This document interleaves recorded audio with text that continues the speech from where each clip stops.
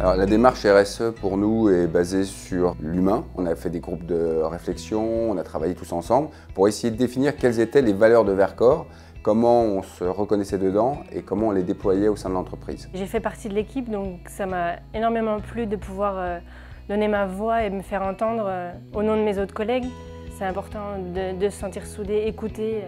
Donc ils ont voulu vraiment définir un cadre avec 6 valeurs qui permettent aux gens d'expliquer que chez Vercors, voilà les thèmes que l'on respecte et qu'on vous demande de respecter et dans lesquels on se reconnaît nous-mêmes. On est complètement à l'écoute de nos salariés, on les encourage à nous trouver des idées. Alors souvent c'est nous qui les questionnons, est-ce que vous avez des idées? Ça ne répond pas toujours, mais souvent après quelques jours, ils reviennent vers nous et puis ils nous disent « Ah, j'ai pensé à quelque chose ».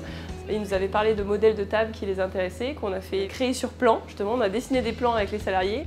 C'est être à l'écoute sur des demandes, ça peut faire sourire, mais c'est avoir l'autorisation d'amener son animal de compagnie pour une après-midi parce qu'on a un rendez-vous chez le vétérinaire et que ça va nous éviter de repasser à la maison. En fait, c'est tous ces petits sujets qui peuvent finalement faciliter la vie du collaborateur. J'ai eu la chance de faire la fusée de Tintin qui se trouve à Chaveuil, sur le rond-point, qui fait 10 mètres de haut. Mes ouvriers qui étaient présents à cette époque, ils étaient contents de voir l'évolution de cette fusée. Finalement, on a aussi un rôle à jouer, les entreprises, dans l'observation de règles de vie en société. Dès la fin du confinement, on a équipé les volontaires de vélos électriques, on a rejoint ou initié des groupes de travail, soit les confédérations patronales. Alors on s'est fait accompagner.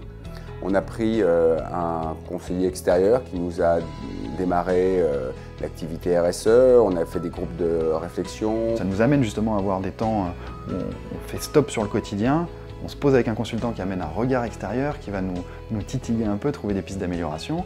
Alors en fait, vous savez, EDF est une grande entreprise de service public. Nous portons des valeurs et des missions de service public. Et une manière d'être utile au territoire, c'est d'accompagner, d'aider les initiatives en faveur de l'environnement ou de l'emploi. Les entreprises qui peuvent bénéficier de notre fonds Une rivière, un territoire doivent avoir un critère en rapport avec la RSE, c'est-à-dire que leur activité même doit avoir un rapport avec l'eau, l'énergie, l'environnement. Donc nous, lorsqu'on les rencontre, au-delà du financement, on peut les aider comme ça à formaliser et à donner un peu de visibilité à leur propre action. Et dans les actions de communication que nous portons pour notre propre programme, on met en valeur les belles initiatives et les belles actions des gens que l'on soutient et que l'on finance. On sent vraiment qu'ici, c'est ancré dans les valeurs, quoi. On le fait pour nous, pour déjà le bien-être des salariés. C'est la prise en compte de la vie personnelle du salarié et qui déborde de plus en plus sur la vie professionnelle. C'est beaucoup moins cloisonné qu'avant. Cette politique-là a fait, on estime en tout cas que c'en est la cause, que dès le premier jour de confinement où chaque collaborateur est rentré chez soi pour s'organiser en télétravail, tout le monde a été au diapason.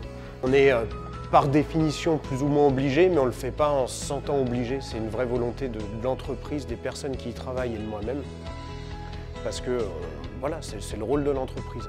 On donne du sens à nos actions de tous les jours, à notre propre travail pour pouvoir construire quelque chose tous ensemble et collectivement.